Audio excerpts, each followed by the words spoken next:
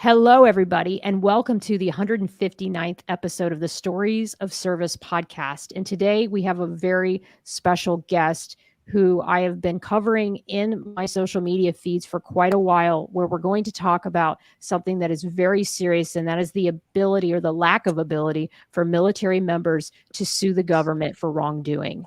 And this does not just cover medical issues, this covers sexual assault, this covers a host of issues. And so I'm going to start off by just telling you a little bit about Staff Sergeant Ryan Carter, his wife Casey, and the current case that they are fighting. But this case is not just about them. So on April 6, 2018, Sergeant Ryan Carter went to Walter Reed Medical Center in Bethesda, Maryland, for what is considered a routine back surgery for chronic neck pain.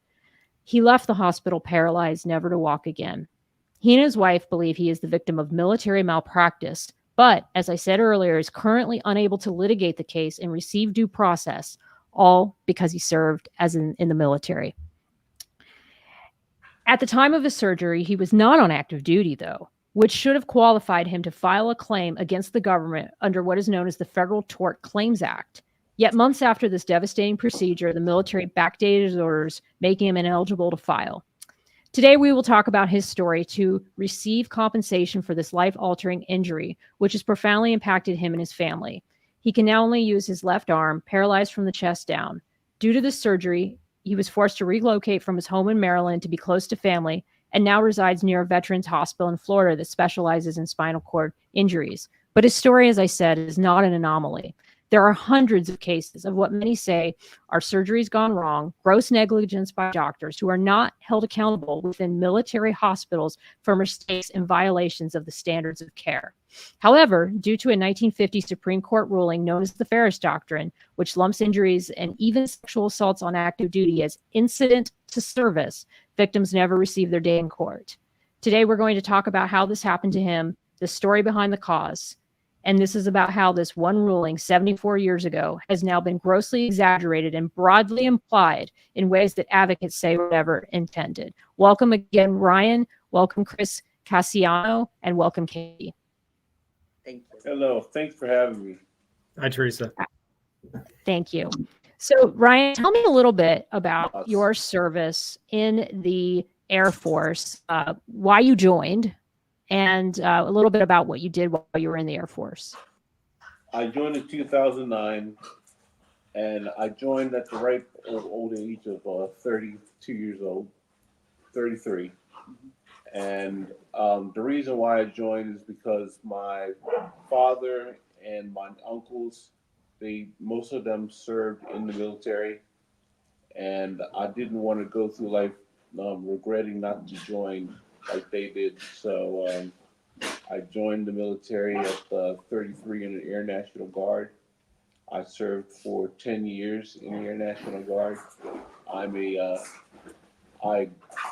retired as an E6, a technical sergeant, and I had a great career. I used to work on navigation and guidance and control on C-130s, cargo planes.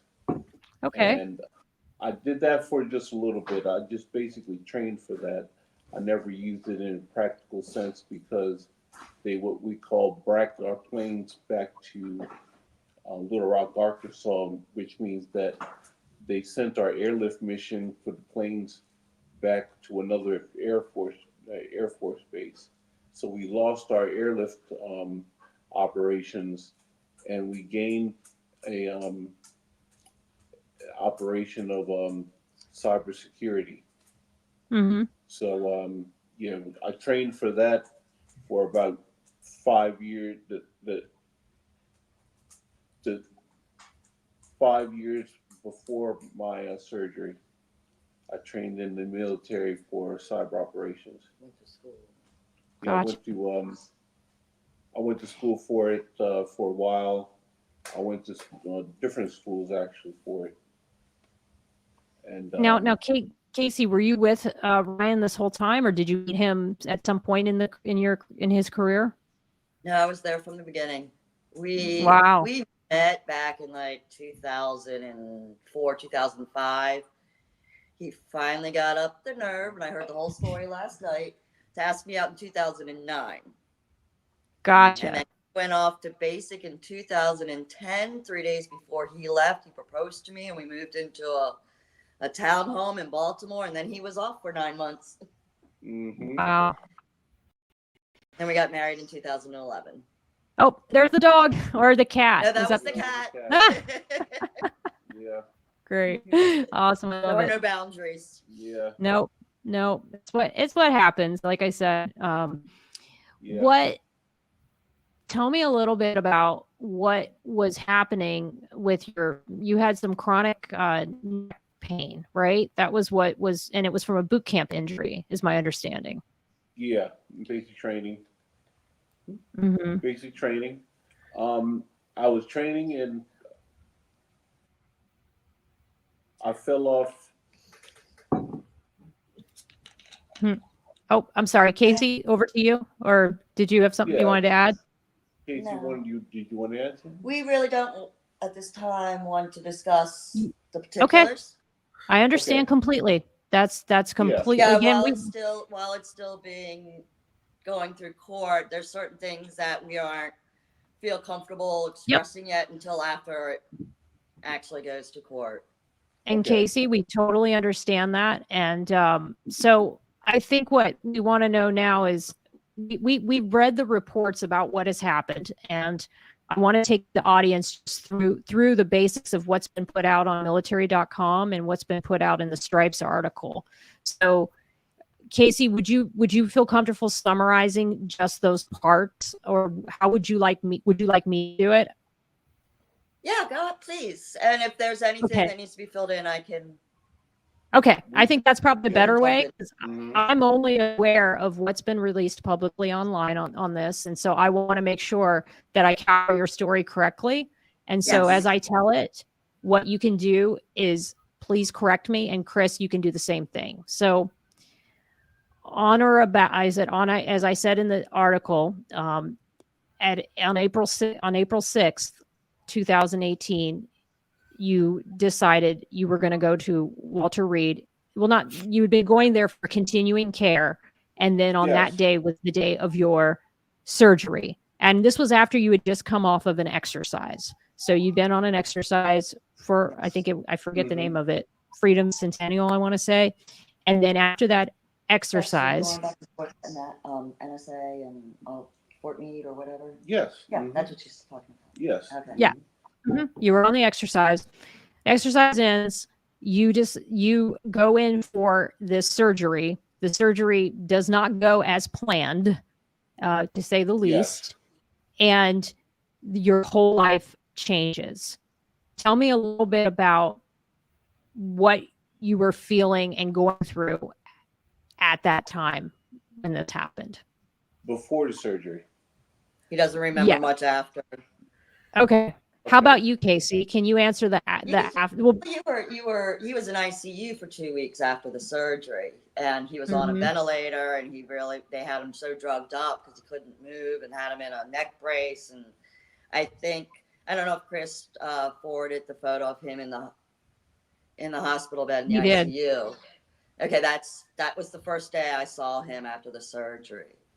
So he went in on the 6th. He actually had to stay overnight at the hotel right by the military hospital because he had to be in so early. And we live about an hour and a half, 2 hours away from Walter Reed. And he walked in, and I went to the Walter Reed and waited in the waiting room. It's supposed to be an hour and a half surgery. Ended up being 5 hours. And during that 5 hours, no one came and told me that he's still in the operating room. He's in recovery. So I kept going up to the volunteer to ask if anybody's reported on him, because other people waiting were getting up and leaving and meeting their significant other. And so after 5 hours, I actually thought he might be dead because no one's coming and expressing what happened, what's going on with him. Why is it now a 5 hour? He's gone instead of an hour and a half. And finally the surgeon did come out and pulled me out of the room to a private room, explained that something happened, and Right. Ryan was not moving, and they needed to do an MRI and a CAT scan to see what was going on, and that the original surgery went to the front of the neck. They wanted to flip him over, go through the back to release some of the pressure and swelling on his spine. And again, that was supposed to be about an hour, hour and a half surgery. Took 3 hours. And before he was even out of the surgery, they told me to go home. There was nothing I could do and come back in the morning.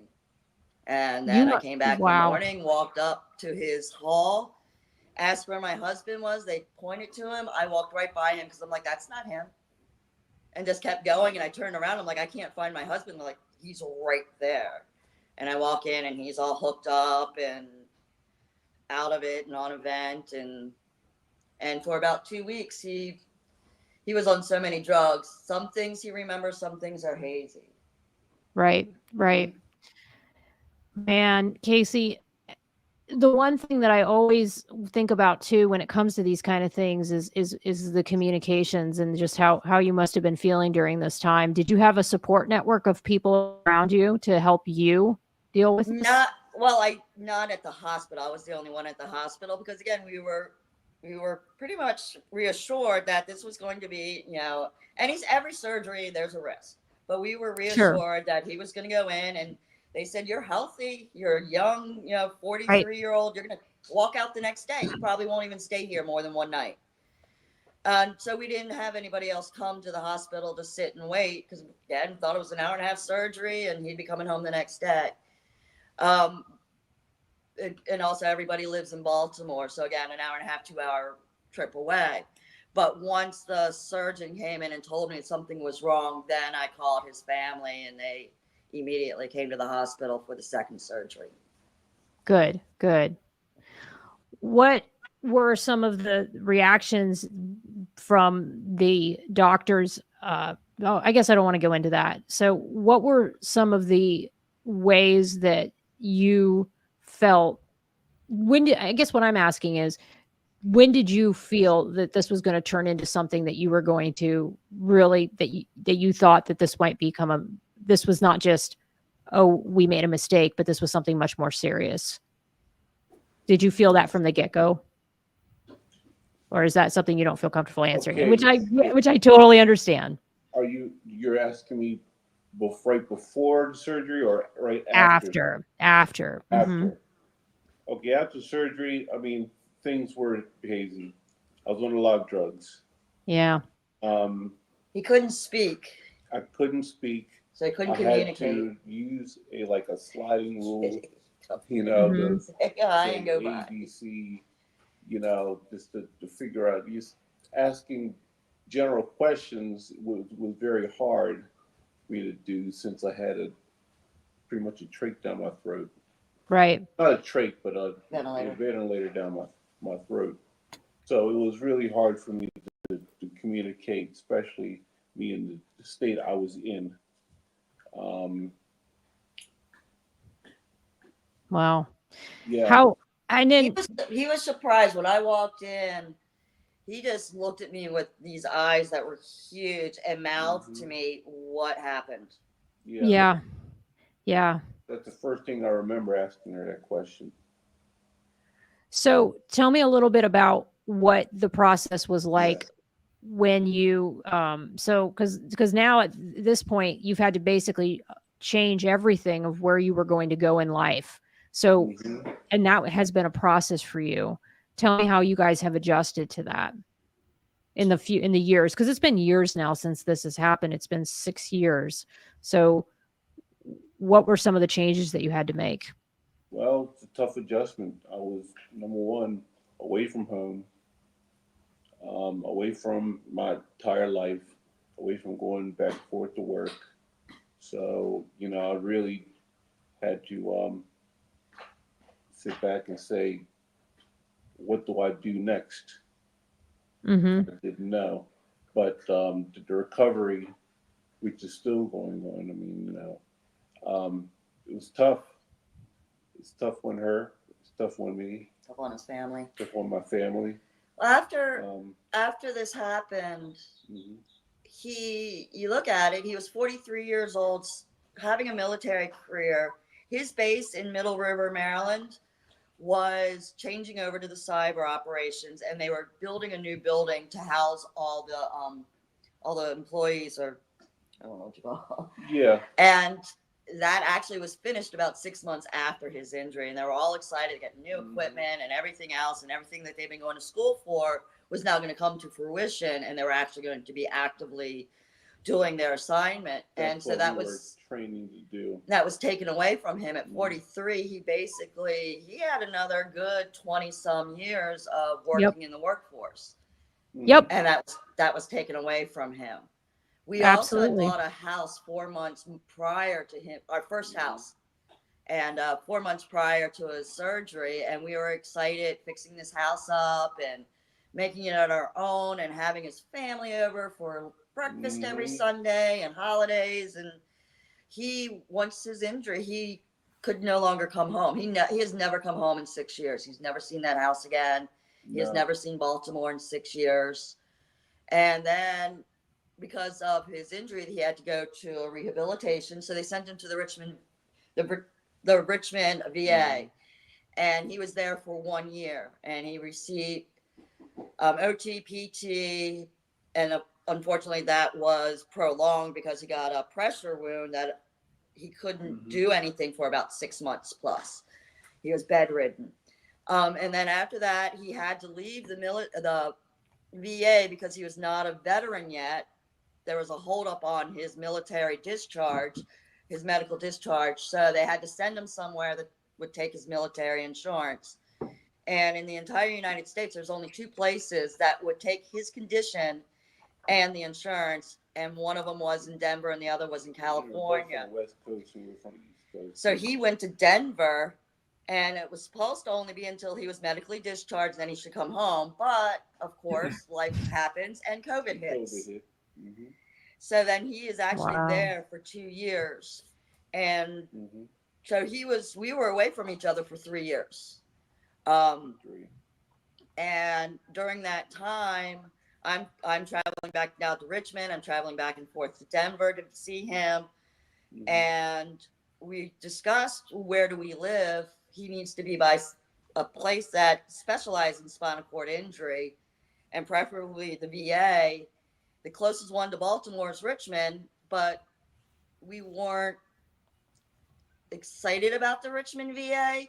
And someone mentioned come down to Tampa, that they had a really good spinal cord unit. So that's what we did. We've never been down here before.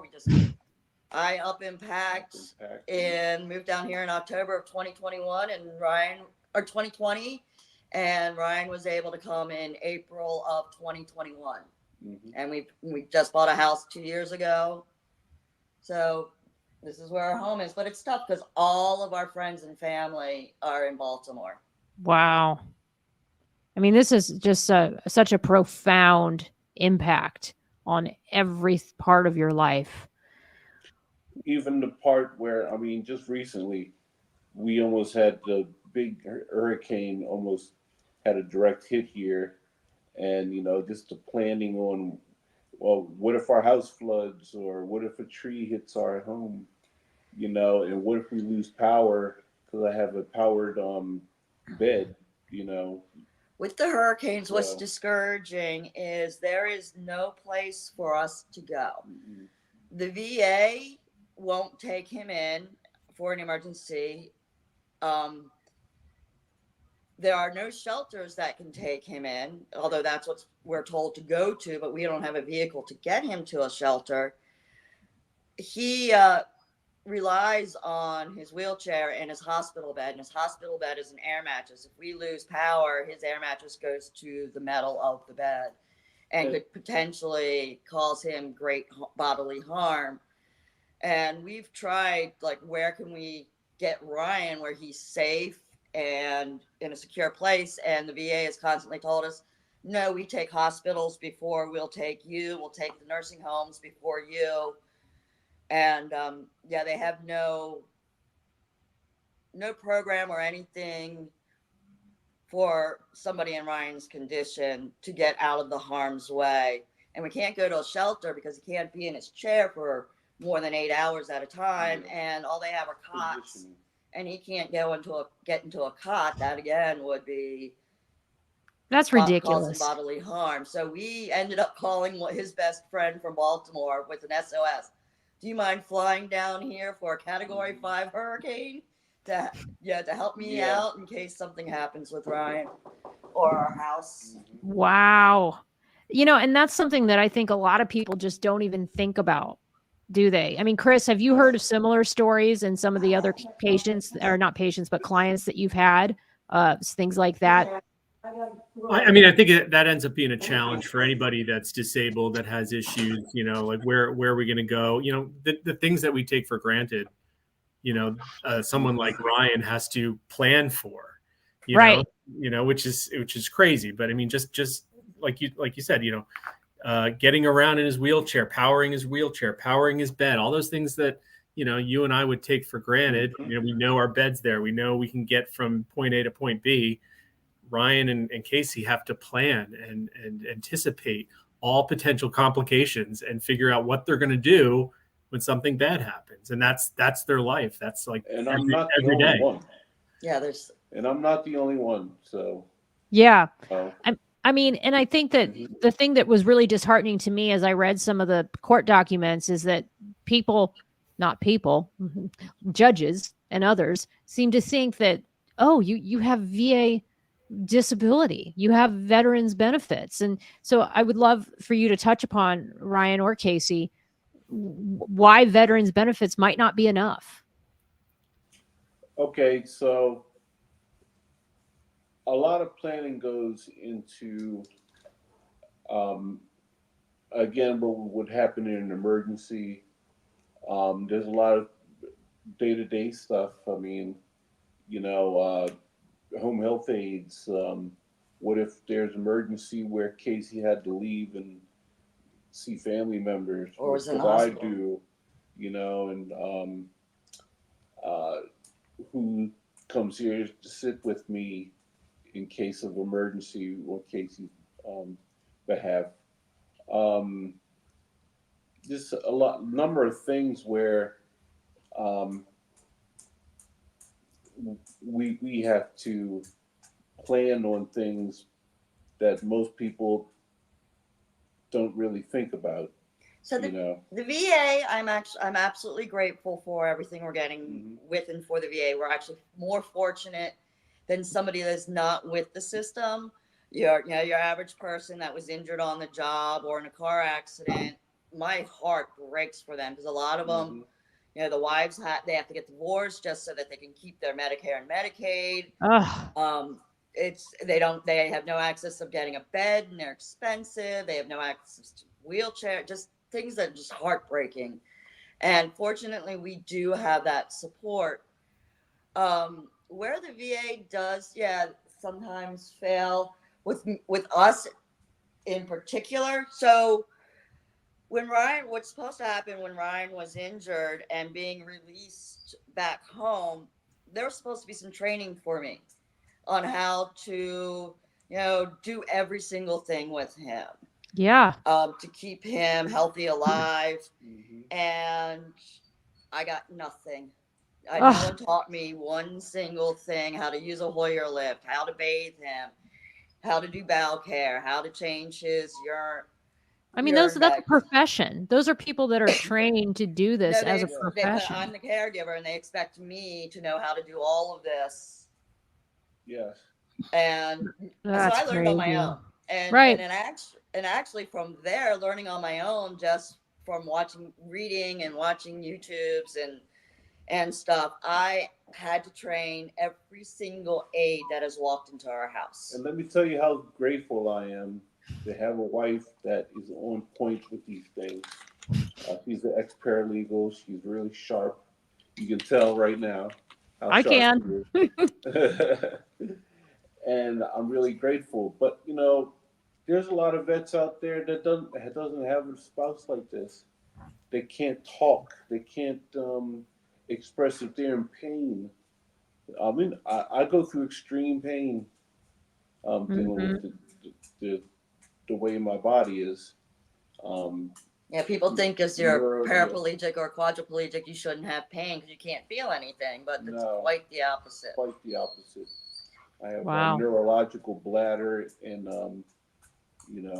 neurological rectum, Bowels. nerve pain in my rectum, in my private parts that I constantly have to go to the doctors to get medication on. This procedure I have to get the block pain. It's coming up soon. There's a lot of things that's involved with people that are quadriplegic or paraplegic that people just don't factor in. And, having the privilege to walk Yeah. is the very precious thing. Yeah, and from Very from human his thing surgery, that I he now don't has have anymore. he now has an SP tube, and he also just got the ostomy bag Wow. recently. So, Yeah. So, Chris, tell me a little bit about how you got involved in this case and sort of your beginnings with your relationship with the family. Sure. I'm going back probably 5-6 years now, but I remember Casey contacted us, within a couple months, I think, of Ryan being injured, with more questions than anything, and just, something didn't feel right to her. And quite frankly, I agreed after she had told me what happened. And so that brings us, that's May, June, July 2018, and we've been pushing and going ever since. And Chris, you specialize in medical malpractice cases, so this was something that you understood, correct? 100%, definitely in my wheelhouse. This is 95% of my practice. I'm a plaintiff's medical malpractice attorney, so if anybody that calls, Ryan and Casey weren't unlike any other potential client that might call in with questions and concerns about something that might have gone awry during a procedure or a hospitalization. So that part I understand. So from the get-go, I sort of treated Ryan's case like any other case. Is there evidence here? Is there a basis to potentially assert a medical malpractice claim? We vet all these claims. We have them reviewed by independent medical experts to determine, Right. were the standards of care complied with, or were they not? And if they're not, then we have an answer for the family. We've done all the digging. We've turned over all the rocks. We've done our investigation. We researched the issue, and unfortunately, we don't think your case, the evidence is there to support the claim. But in Ryan and Casey's case, it was the opposite. Everything we read, everything we saw, everyone with whom we consulted with said, this should not have happened. The care at issue was below the standards of care, which allowed us, to feel comfortable moving forward. And that's essentially what we've been doing over the last 6 years, is pushing and pushing at every level, starting with the administrative level with the federal government, then at the United States District Court, then at the Fourth Circuit, and now, on the doorsteps of the Supreme Court. Yeah. And, I think what is so fascinating about what you've done, Chris, and Ryan and Casey, I can still hear you. I'm just muting your mic because of the dog, but when I'll come over to you, I'll unmute you. But here, if you want to, I'll just unmute you now. I'm still here. Okay, good. All right. I'm just going to mute you real fast. So Chris, tell me about, were you challenged by the fact that this is such a hard issue because of the Feres doctrine? Were you intimidated by that? So yes and no. I mean, I've been telling Ryan and Casey from the get-go, I think this is an uphill battle. We all know that, countless attorneys, plaintiffs, injured parties, service members have tried, over the years, over the last 20, 30, 40 years to get some traction, to file these claims, to get it up to the Supreme Court, and no one has been successful. So I sort of laid that out, and that I probably did it out loud just to kind of convince myself and, tell myself, I know we're going to do this. We're going to fight this battle, but the chances are, not great. But, I think at the end of the day, we all know something was done wrong. Something happened that shouldn't have happened. Ryan walked into Walter Reed and has not walked again. Correct. And we want answers. And that's what I do. I get answers. Sometimes they're good answers, sometimes they're not the answers we want. But we want answers. We want accountability. Yeah. And that's the goal ultimately. We also want accountability for other people. Right. So we also have a fantastic hospital right in Baltimore, Johns Hopkins. So Ryan did go to Hopkins for a second opinion, and he was deciding which place to go get the surgery. And he ultimately decided on Walter Reed. And he had heard so many fantastic things. And but if other people were allowed to have a suit, and you're able, and it's public record, and he did some research and found out like his surgeon did have a malpractice case or pending or whatever, and the hospital had this kind of record. Sure. He might have then been like, yeah, I feel a little better with Johns Hopkins. Correct. He might have gone to Johns Hopkins. Well, mercy. But he didn't really have that option because he couldn't find out. And after everything that's happened, we get more and more people reaching out to us going, oh, let us tell you what happened at Walter Reed. Let us tell our story. This happened to my brother, my father, this, that. Yep. Yes. But no, those are only stories because no one can really know about them. No. Right, because like you said, they're not public record. I went on the website. I'm sure you've heard of it, a Coalition of Heroes, and there's these testimonials on there, and they're just heartbreaking. And Yes. I don't, I mean, it's just, and to think, like you said, there's no, we can hear the stories we want, but we can't litigate in the media, and we can't litigate on these, even on a podcast.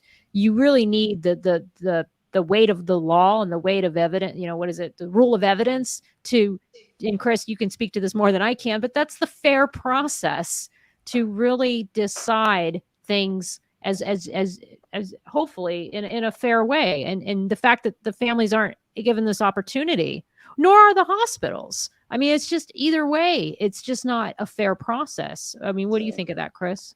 No, I think that's exactly right. I mean, the tort system as a whole has, it's twofold. One of the purposes is to compensate, to put someone like Ryan back in a place that they would have been but for the accident, right? But putting that aside for a moment, the other purpose of the tort system is to deter and to get accountability. But every day we have to follow the rules of the road. We have to follow traffic signs and stop signs. And why do we do that? We do that because we know if we don't, potentially we're putting other people's lives at risk. But also there could be a police officer around the corner, ready to give us a ticket. Sure. There's certain things that we do and that are in place that keep everybody in check. Well, the medical malpractice world or the healthcare system is the same. And it's every single day, I'm involved with, horrible mistakes that happen at healthcare facilities. Medical errors. Study came out of Johns Hopkins just a few years ago. Medical errors are the third leading cause of death in the United States. Wow. And that, I don't think that the government or the military is insulated from those statistics. Of course not. I would tend to think it might even be more. Yes. But Sure. We go down this route, and I know from speaking with people on the other side, risk management folks, defense attorneys, that when we file these claims, when we pursue justice, when we seek answers for injured parties like Ryan and others, that these healthcare facilities, they don't want to hurt anybody. That's not their intent. They want to do good. They want to help people, right? So they look internally when these claims are filed, and they say, how are we going to make a change? How can we make sure that this doesn't happen to the next person? What can we do to ensure that we have the best healthcare providers, that they're trained, that they're informed, that they're going to conferences, they're staying on top of, the evolving trends in the medical field. They're doing all the things that need to be done to keep everyone else safe. And that's why I do what I do. That's why we do what we do, to get accountability, to deter bad actors from acting, in the substandard way, and to get compensation, to put someone like Ryan back in a place where, where I don't have a magic wand. I can't make sure that I can't take away his paralysis. I can't make him walk again, but he deserves to be compensated for what happened. He deserves to be compensated for his pain and suffering, for the 24/7 care that he needs every single day. And it shouldn't be his wife that provides it. It should not be. That their marriage has been irreparably changed forever. Right. But you see them close in front of you. They're two of the strongest people that I've ever met in my entire life. I mean, what Casey has done for Ryan, and what Ryan, continues to do for Casey, it's just amazing. And I don't know if everybody would be able to do it. Casey is, super strong, and she's Ryan's rock. She's his wife. She's his partner. She is his everything. And now she's also his healthcare provider. And hands. Yeah, it's really sad. And but also, I when you think about what they've been through together and how strong they are, I think it's also, there's some optimism there, and people can do it. People are strong, but they need support, and They do. They do. They just need support and help. Well, who's fighting this, Chris? And in Casey or Ryan, you can jump in if you want to. Like, who in Congress is saying? And is it just this idea of slippery slope? And I don't know if you know what I mean by that. Like the idea that everyone and their brother is going to now jump on this, and then every single time someone's hurt in combat, it's going to be a lawsuit. I mean, Yeah. I mean, so I've thought about this. I'm like, who in their right mind who's going to stand up and say no? I am an advocate for the Feres doctrine, and here's why. The answer is no one. What I think it is this is more laziness and people just essentially turning a blind eye to what we know is behind the curtain and happening, but not doing anything about it. Yeah. And, and there's different ways that this can be changed. There's certainly the legislature, but getting, there's all the partisanship, and that's not an easy battle to get, something done that way. So what route are we trying? We're going to try putting it in front of 9 really, really smart jurists and seeing what they say, and, seeing if they can, look internally, look at a decision that, came down 75 years ago, look at the plain language of the Federal Tort Claims Act and realize what Congress actually intended and said what they meant and meant what they said when they wrote it down, and hopefully overturn the whole darn thing. I don't know. Chris, but, that's sort of where we are, because there's lots of options potentially. Chris, can you make there's a question for you from me. Can you make can you discern for me or us the fact that, if I'm a soldier or airman and I go into a combat situation and I get wounded or injured and, from the enemy, and I go and get care, that's one thing. I mean, I get care from, the medical field, coming off battle, stuff like that. And then the care I get afterwards, that's one thing. I walked into this not from battlefield, but from regular life. Can you make the distinction, Chris? Yeah, and I don't think it's Ryan. Yeah, I don't think it's a hard distinction, right? So, I mean, your procedure was an elective procedure. You essentially did your due diligence. You went to Hopkins, you got an opinion from them. You went to Walter Reed, you got an opinion from them, and you had the choice. You weren't ordered to undergo surgery. It wasn't your military duty to undergo surgery. You did it because Quality of life. quality of life. You had a Yes. degenerative spinal condition that was affecting your quality of life, and you wanted to undergo a procedure to help, so you could continue to work, continue to enjoy your life together, and, live prosperously. So that's what you did, right? And when you underwent surgery at Walter Reed, you were inactive. You were not under any military order. That's a whole nother issue that we didn't even really cover in this podcast, is the fact that you were not even on active duty when you had the injury. And just to answer your question, Ryan, so the legislature, in enacting the Federal Tort Claims Act, they basically waived the sovereign immunity of the government, said, claims can be filed against the government, except for a list of, they enumerated some exceptions. They said, here's some situations where we're not going to allow people to file claims against the federal government.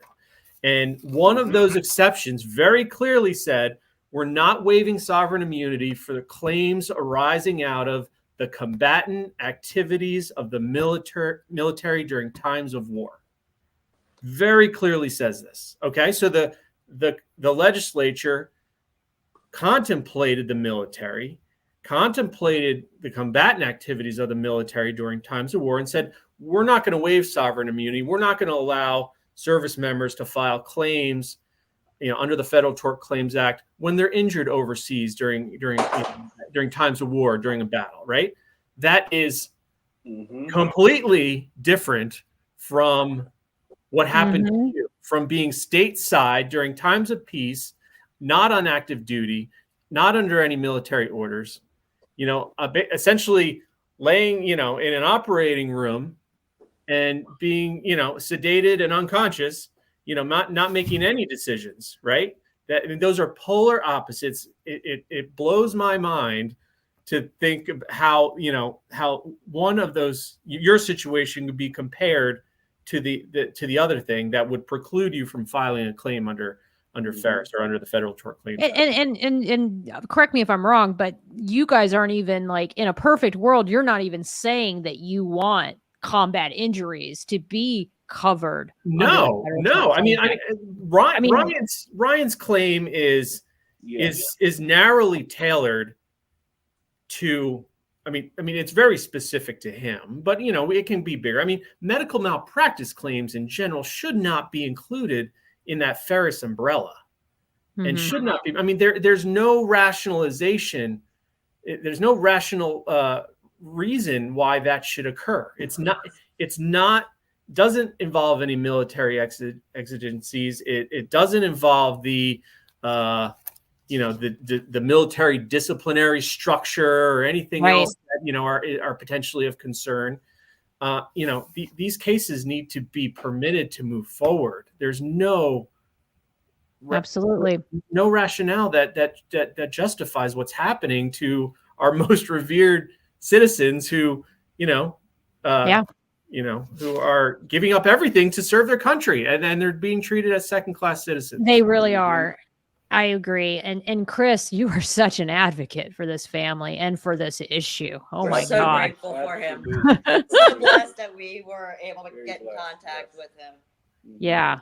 I mean, I would love to think that this moves forward. I mean, I think I read online that it hasn't been up for the Supreme Court for consideration in 5 years. And I think that was what I read. And I would love to think that you are the family that was able to finally end this this unfairness. Anybody you talk to agrees, by the way. There is, like you said, Chris, there isn't anybody that I've talked to about this issue as I've been studying it that's like, oh, no, they shouldn't be allowed to do that. Everyone my thinks. new mission. We were also very fortunate that we have time. Since we are under the umbrella of the VA and he is getting his supplies and the things he needs. Sure. And we're not somebody that needs compensation in order to survive and live at the moment. So when we talked with Chris, he brought it up. He's like, this could be a long haul. This is not going to be a quick turnaround. Are you up for that? And we're like, we're in for the long haul. We have nowhere to go. We will see it to the end. It doesn't matter if it takes 5 years, 10 years, as long as Chris is willing and wanting, we're right there with him. I mean, this is the Supreme Court. This is the highest court of the land. This is a huge deal. And it is exciting because of the ramifications and the implications of where this could go. Chris, can you give us an update on where this petition stands today? Sure. So I guess it was, I want to say in June. Yes. So June of this year, we filed a petition for a writ of certiorari with the Supreme Court. The government had essentially 30 days to respond to our written petition, or, which they often do, they can waive response. And what the government did is they waived their response. They said, we're not going to respond. We're going to let the court decide the merits of the petition without us responding. And then what happened is there was at least one justice on the Supreme Court who said, no, we want the government to respond. So there was what's called a call for response, basically ordering the government to respond to our petition. And as it stands now, the government has until the end of this month, October 30th, to file their written response. We will then have a couple weeks to reply if we deem it appropriate. And then I'm thinking, who knows, but sometime in November, December, perhaps January, we'll get some more, feedback from the court as to whether they're willing to grant the petition or not. And then that would open up a whole new scheduling process in terms of briefing and oral argument if the petition. And my understanding is your ask is twofold. Number one, you are arguing that because he was not on active duty at the time of the surgery, he does not fall under Feres, the Feres ruling, and can file through the Federal Tort Claims Act. That's number one. But then number two is to basically restore the Federal Claims Tort Act to what it was originally intended by overturning Feres. Am I correct in assuming that there's kind of a twofold ask in this? Right. One is a micro, Ryan Carter specific ask, basically at saying, when he was injured at Walter Reed, he was essentially no different than a veteran.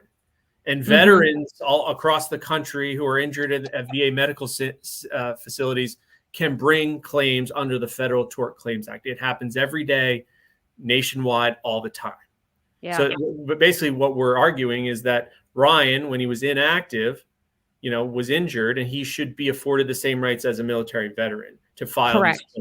And what happened to Ryan was, he's injured in April. Sometime in June, the government, 50-something days after he's injured, the government retroactively converts his inactive duty status to active duty.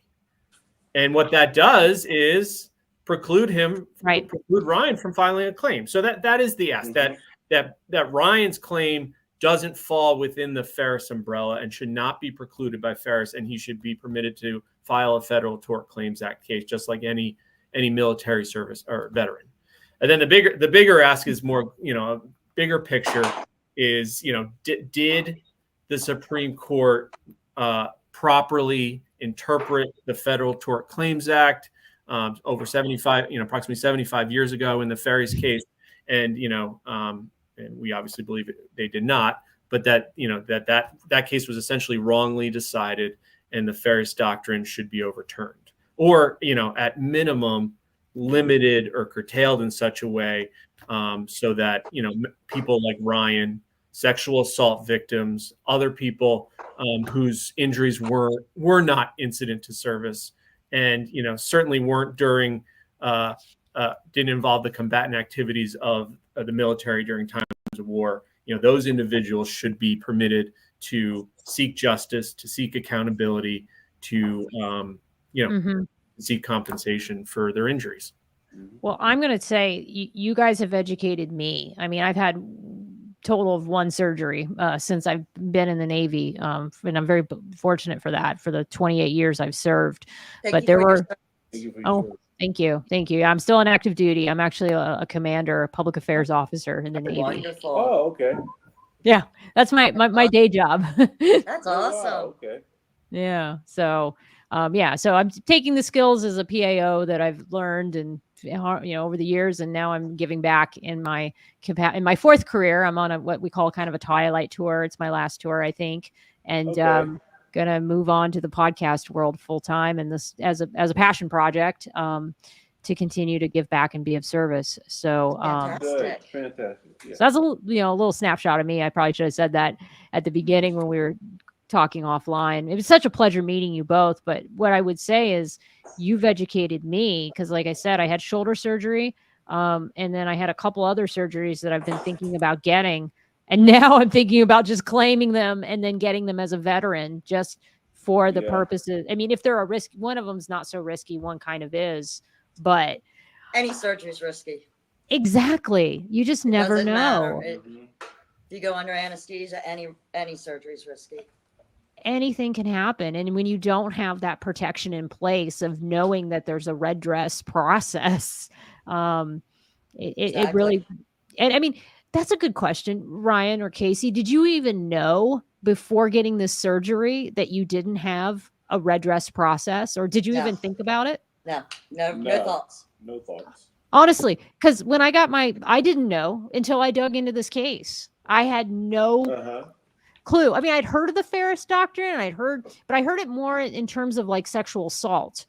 And so I'd never thought about it from the medical malpractice standpoint. So I think this is good too, that you're just educating people who serve in the military on active duty, that this is a right that they do not have, or an ability that they do not have. And not just the individuals, but their families. Yeah. Also, like they're being educated on, it could be their brother, their father, their husband, their sister, your daughter, that they can also now learn and help and speak and guide them too. Sure.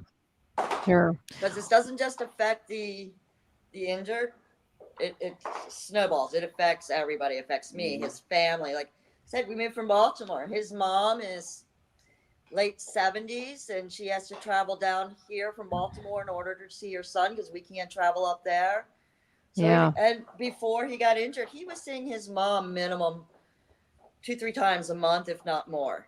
Mm-hmm. And to go from that to being able to see his mother maybe once every 5-6 months, it breaks my heart because she's not getting any younger, and they're very, very close. And so this injury also took their relationship away. He's very close to his sister and his nieces. He helped bring up his nieces. Again, he doesn't get to see them. He would be with them all the time. Yeah. Well, we're coming up. Friends. Yeah, it's just devastating that this happened, and like I say, not only that it happened, but that there isn't any redress. And I really do hope that you guys are the case that the Supreme Court finally says it's time, and we're going to do something about this. We did have a couple people who made comments, and I do apologize. I was just so enthralled in this story that I didn't want to get to them. But someone said, "You're all in Tampa, right? My problems are mental, so I can't offer anything about paralysis, though. I truly hope and pray for you, Ryan and Casey." And that's Eric Coop. Oh, we pray for you too. Thank you very much. We pray for you. And then we just had a Doc guy. He just made a couple comments in here. They're on the YouTube channel, so I'll get to those later. But as we close out the call, Brian and Casey, I'll turn it over to you. What do you want people to kind of take away from your case and your story going forward? I wanted people to take away for the fact that, there's a lot of people that serve our country, and they acquire complications in their lives during and after their service that affects their life. I just wanted people to be aware of this act and what the repercussions are on how this act has hindered people from getting the care that they need. Yep. I agree. Any Mhm. final thoughts, Casey? Just if we with Chris are not successful, which we're hoping, but I feel like we are opening doors that have not been opened before. And if this is not the right time, hopefully someone else can pick up the torch and go from where we are, and that the Feres doctrine can be altered or gotten rid of in the very, very near future. Because there's so many people out there that again do not realize Yeah, that, like I was telling you, I had no idea. yeah, when you're going in for surgery, you might not have any repercussions if something happens. Yeah, I just Yeah. hope it's a lot like we didn't know, and Warren would talk to his fellow guys on the base, and a lot of them didn't know about it either, which is surprising because you would think being in the military you would have some familiarity with the Feres doctrine, but Yeah. yeah. And Chris, over to you for any kind of final thoughts or what you hope to see the Supreme Court do. Well, obviously we want our day in court. We want the doors to be open. We want to walk through them, and we want to be able to tell our story and ask questions and see if we can get this, an improperly decided decision overturned. But I think at the end of the day, it's also about, people like you, talking with us, getting the story out there, moving the ball down the field, and getting closer and closer to the end zone. But that's also important. So these stories, the articles, the publicity, that also I think has a significant impact on, informing people about this doctrine, about its impact on our military service members and their families, and just getting everybody talking. And I think, in the court of public opinion, I think, if we can get the case in the court of public opinion, we're going to win every single day of the week. I agree. I think that's huge. Yes. One more thing before we leave. Sure. I just want to make everybody just realize how much that my wife has been such a champion for not only us, but for everybody else. She has just been my rock. I just want to tell people how blessed I am. And if they don't have the same thing in their lives, then I really feel for them. We got extra rooms. Come on over. Exactly. Well, you guys are going to make me emotional. You're some strong people. I will definitely say that. And it's a pleasure just to meet you virtually. And I'm going to be cheering for you. If this goes through. God, I hope it does. And good luck with you, and good luck with your decisions on your future surgeries. And we pray that everything goes well for you.